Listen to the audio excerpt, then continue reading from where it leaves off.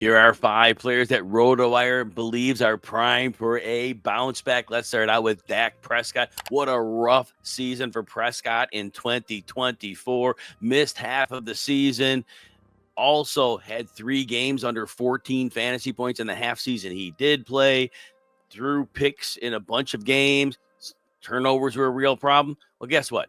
New year. If you're into voodoo, an odd number of years, 2019, 2021, 2023, we had Prescott as the quarterback 2, the quarterback 3, and the quarterback 7. Well, we're at an odd number year, but let's get some real fantasy analysis here. Dallas's defense, they have a lot of injuries of players coming back from last year, not going to be ready to start the season. They're going to give up points. On the offensive side, I don't expect the run game to have any level of sustaining ability with Javonte Williams and company. Therefore, Dak Prescott's going to have to carry the team, and he's very able to do that. You have CeeDee Lamb, George Pickens, and you have Jake Ferguson giving Dak Prescott an amazing trio of diverse weapons that could definitely make this one of the best seasons we've seen from Dak Prescott, and we have seen some great ones already. He is ready to bounce back. Next bounce back candidate is Breece Hall of the New York Jets, going about running back 13 in average drafts. Last year, look, we were drafting Breece Hall as the running back 1 or the running back 2. Guilty. I did it as well. 1,359 scrimmage yards, 8 touchdowns.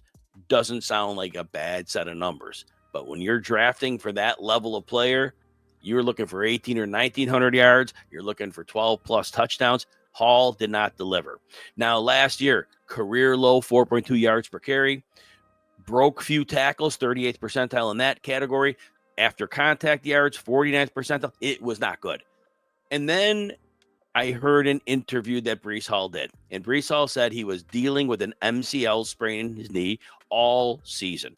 Now it makes sense. Hall was a star as a rookie till he tore his ACL. He was a star of the year after when he returned. And then last year, couldn't explain it. Well, right now, we are getting a major discount on Hall. And I take him at his word about playing with the knee injury last year. What does that mean? That committee talk that they're talking about in the New York backfield, if Breece Hall is himself, there's no committee. Breece Hall is a alpha level star running back, and that's what you'll see in 2025.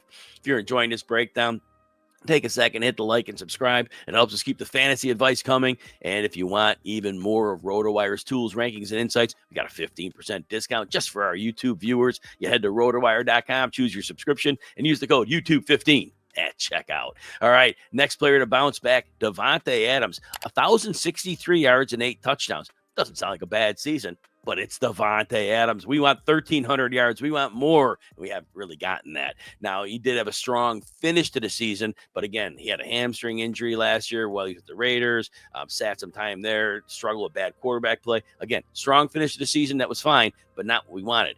Well, why is he going to bounce back? He's now the second receiver in Los Angeles behind Puka Nacua.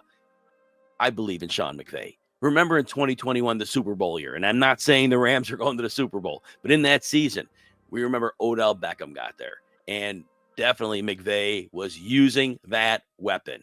Well, Davante Adams, same deal.